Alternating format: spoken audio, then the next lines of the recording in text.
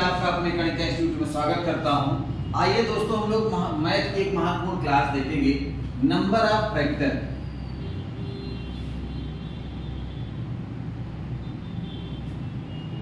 गुणनखंडों की संख्या। गुणनखंडों की संख्या ये बहुत ही महत्वपूर्ण पार्ट है। आप किसी भी एग्जाम में उठा करके देखेंगे, ये क्वेश्चन मिलेगा। यहाँ पर देखेंगे हम लोगों को पढ़ना क्या है। पढ़ने में आएगा, सबसे पहला पूछेगा, क्वेश्चन बनाएगा गुणनखंडों की संख्या।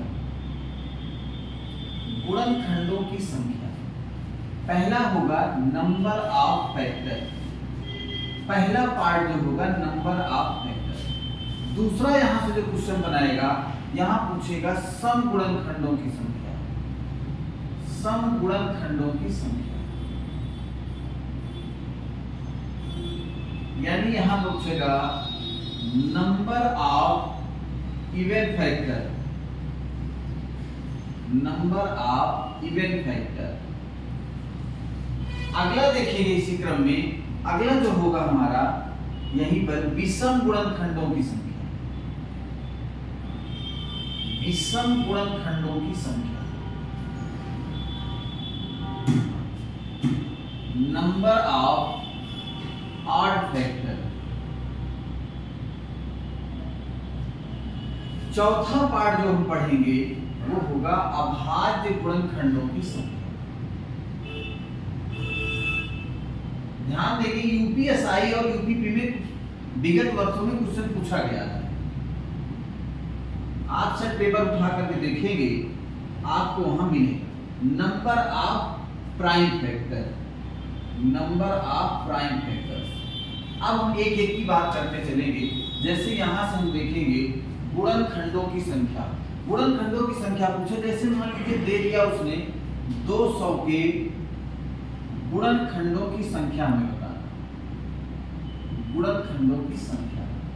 अब बात ध्यान देना है हमें, गुणनखंडों की संख्या जब पूछेगा, सबसे पहले इसको हम अभाज्य गुणनखंडों में तोड़ेंगे। 200 को करना क्या है, दो तरीके से हम तोड़ सकते हैं। ध्यान दीजिएगा, एक होता है भाग विधि से। ये हमने भाग किया, 2 एके 2 हो गया, 2 पंचे 10 हो गया, 2 दूनी 4, 2 पंचे 10, 50 25, 5 एके 5। ये हो गया, हमने देखा ये अभाज्य गुणनखंड है। 2 की संख्या को अगर हम देखें तो 3 बार है, इसको हम लिख लेंगे बेटा 2 की पावर 3। यहाँ 5 को अगर हम काउंट करें 5 को, तो यहाँ क्या है 5 की पावर 2। जितनी बार होगा उसको लिखेंगे। अब अगर ध्यान दो, इसी को 200 को हम एक पार्ट से और तोड़ सकते हैं। यहाँ पर जैसे आपको भाग विधि से गुणनखंड करना नहीं आता, तो आप इसको लिखोगे 2 गुणे 100। अब क्या होगा बेटा, 2 गुणे 100 को हम लिख सकते हैं 10 गुणे 10, 10 दहमा 100। और तोड़ेंगे 2 गुणे 5 गुणे 2 गुणे 5। आपके दिमाग में एक बात अगर ये आए कि हम 10 पर ही क्यों ना हल कर लें, या 2 गुणे 100 पर ही क्यों ना हल कर लें, तो ध्यान देना इसकी शर्त क्या होती है, जो खंड होगा वो होगा अभाज्य संख्याओं का। अभाज्य संख्या होनी चाहिए ये। अब यहां से हम देखेंगे, यहां 2 कितनी बार, 1 बार 2 बार 3 बार, तो यहां हम लिखेंगे 2 की पावर 3। अगर हम 5 के नंबर को काउंट करें तो देखिए 5 कितनी बार है, 2 बार। अब हमें बताना है गुणनखंडों की संख्या। ध्यान देना, यहाँ पर होगा क्या, जो पावर है उसमें 1 जोड़ देंगे, तो 3 में 1 जोड़ेंगे, और यहाँ पावर 2 है, 2 में 1 जोड़ेंगे, तो ध्यान देना ये 3 1 4 हो जाएगा, और 2 1 3 यानी गुणा करा देंगे, तो कितना आ जाएगा 12। गुणनखंडों की संख्या कितनी हो जाएगी, 12। यहाँ पर देखें सेम वही है, यहाँ पर भी आप करेंगे, यही प्रक्रिया होगी। अब अगला हम देखते हैं समगुणनखंडों की संख्या। समगुणनखंडों की संख्या अगर हमें निकालना हो, तो ध्यान देना हमारे पास फैक्टर ऑलरेडी है, कोई फैक्टर उठा लें, इसे उठा लें। हमने कहा 2 की पावर 3 गुणे 5 की पावर 2।